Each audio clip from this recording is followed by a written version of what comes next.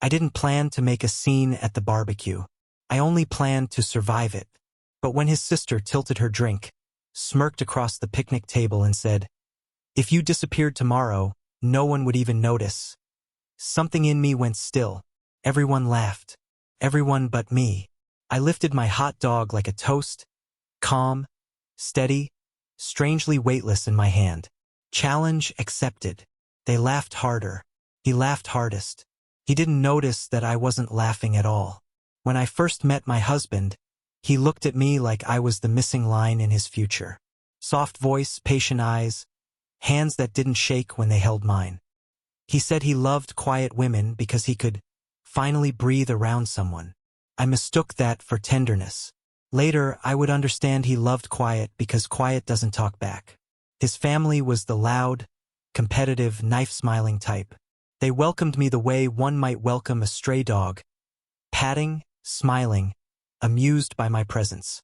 I ignored the barbs wrapped in jokes, the judgment tucked behind every "just teasing." He always told me I was overreacting. Back then, I believed him. The shift was slow. A late-night meeting here, a locked phone there, a sudden defensiveness, sharp enough to sting when I touched it. I wasn't suspicious. Not at first. Just awake. The truth found me in the simplest way. A message on his smartwatch, lighting up while he showered. "Miss you already." Heart emoji. From a contact saved under a man's name I didn't recognize. I stared at it long enough for my pulse to steady. Long enough for the ache to soften into something colder. I didn't burst into the bathroom. I didn't scream or cry or collapse on the tile the way I used to imagine heartbreak looked. I just sat down on the edge of the bed and let the facts arrange themselves. He betrayed me. He thought I wouldn't notice. He thought quiet meant blind. He was wrong. I said nothing. Silence is a blade when you sharpen it right. I gathered documents. I took inventory. Bank accounts, assets, passwords he assumed I didn't understand. I memorized exact dates of his late meetings. I saved screenshots. I tracked the phone he thought was hidden under the passenger seat of his car. I scheduled therapy for myself, a lawyer for the future, and a storage unit for my escape. Every move was surgical. Not revenge. Not yet. Just preparation. The night of the barbecue was supposed to be routine. The same tired jokes. The same backhanded compliments. The same man pretending I was lucky to be tolerated. Instead, his sister gave me the final ingredient. Permission. When the sun dipped low and the family stumbled inside for dessert, I slipped away. Quiet as always. Only this time intentionally.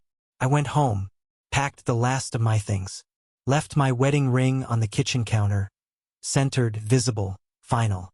I drove to the storage unit, then to a furnished sublet I'd arranged a month earlier just in case. By sunrise, I'd spoken to my lawyer. By noon, my phone number was changed. By evening, I was gone. No goodbye note. No forwarding address. No closure. They wanted me invisible. So I granted their wish. A year buys clarity. A year buys distance. And in my case, a year bought power. Because disappearing isn't just absence. The silence that echoes. They tried to contact me. At first aggressively. Then desperately. I let every attempt rot in the void. He lost friends when the truth about the affair surfaced. His affair partner turned out to be less discreet than he'd hoped. His family splintered, each blaming the other for not noticing sooner. His sister especially had opinions. That's why I chose her porch for my reappearance. I waited until dusk, same hour she made the joke. I knocked once. When the door opened, her face drained like someone had just pulled the plug. I smiled small, polite. "Just checking," I said softly. "If anyone noticed." Her throat bobbed. We didn't think." "You were right," I cut in. "When I left, none of you noticed until it was too late." I watched her process it. The insult returned, sharpened, gift-wrapped in consequence. Then her gaze shifted, past my shoulder.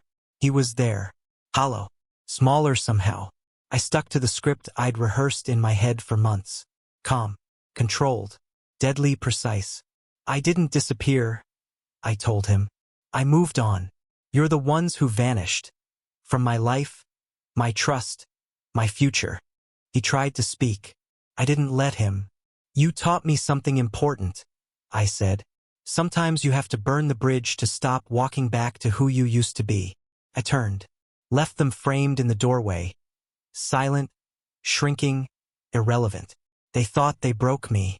All they did was clear the path.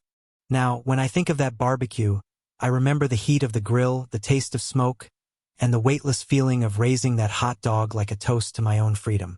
Challenge accepted, and challenge completed. Funny thing is, I didn't disappear. They did.